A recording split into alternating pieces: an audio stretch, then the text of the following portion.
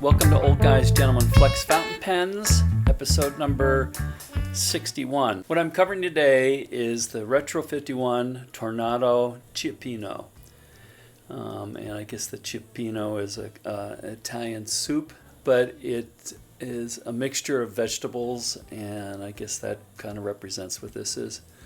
I am a real sucker for this shell decoration. And the Japanese pens, it's called Raden. I think it's mother of pearl, maybe other kinds of shells. But it's just really cool. Now this is not, I'm pretty sure this is not Urushi. It's described as a metal-bodied pen with shellac and shell bits. But it's still pretty cool just to look at. And it's made by the Retro 51 company, who makes a lot of different products, including some pens. I'll get into some of the pros and cons of this later on. Some of the dimensions of it, it's 5.5 inches long capped, and when posted,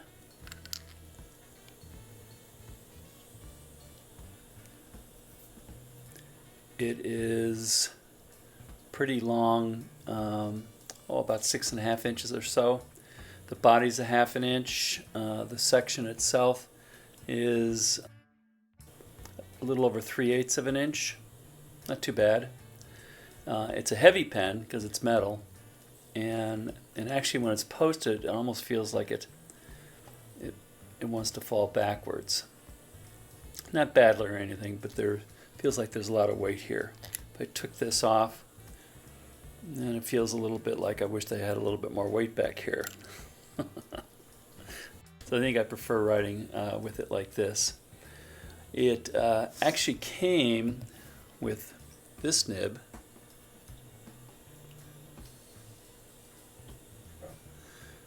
This is a Jowo extra fine nib. Steel with no flex at all. It's a pretty stiff nib, and it wrote pretty well. But I like my flex, so I went to the Flexible Nib Factory, and since Jowo, these are like standardized inserts, Flexible Nib Factory makes a steel flex nib. I prefer 14 karat gold, but steel will do in a clinch, and it just screwed right in there. And this is another extra fine. It writes almost like a triple extra fine. In fact, here, let me show you. If you write with a normal hand, you probably won't get triple extra fine, but that's what I do. When I write, I continually change the pressure of what I'm writing. I don't have the greatest penmanship, but I can get good line variation, and I enjoy doing that. When I put a light touch on it, I can get triple extra fine, and as I put heavier touches on it, I can go out to triple broad. So that's a pretty good line variation, probably as much as you need. Now I have to put a lot of pressure on it to get out here. Much more so than a vintage nib pen, and you have to go kind of slow. Fountain Pen Revolution does supply these with ebonite feeds, so the feed is pretty good. Maybe I should have a wetter ink in here. For all of this, I did this with Lamy Blue because it was handy. But if I write slow, there's no running out of ink, and not terribly slow. Oops, make a liar out of me. All right, this was working perfectly before. Sometimes what I'll do is I'll take the converter and make sure the ink is getting down into the feed.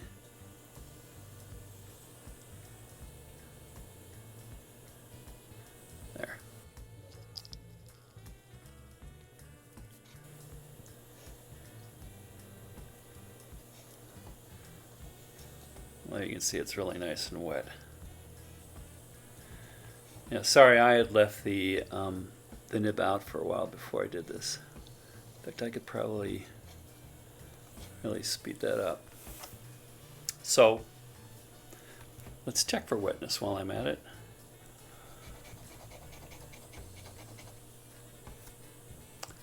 Very wet. But for a while, could I drain the thing? All right. So if you start off and you prime this thing pretty well,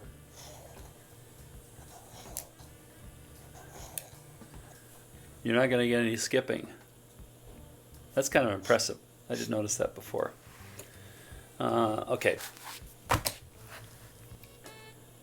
Let's do some writing examples.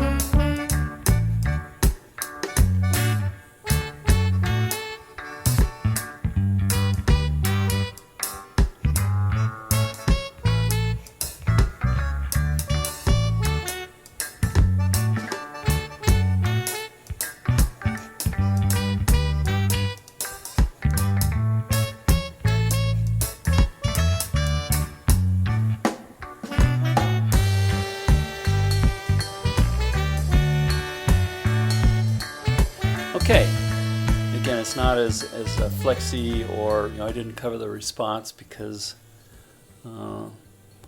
back here I was running out of ink in between the things, but actually here I think I primed it a little bit, and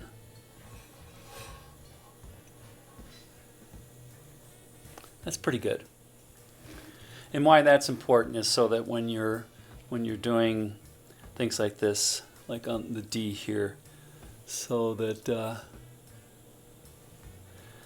when you're putting a lot of pressure on when you're coming down, that you can lift up and it comes down to a thin line pretty quickly. One of these days I'll work on my handwriting and it'll become better than that. There's a story that goes with that I'll cover in some later video.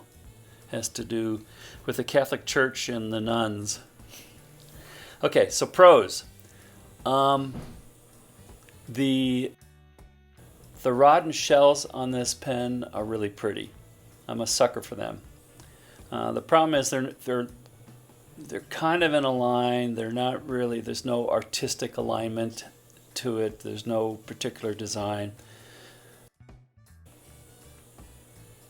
I don't know. It might verge on being a little gaudy, but as I'm talking here, I'm spending half my brain is looking at the beautiful colors that come off of those shells in there.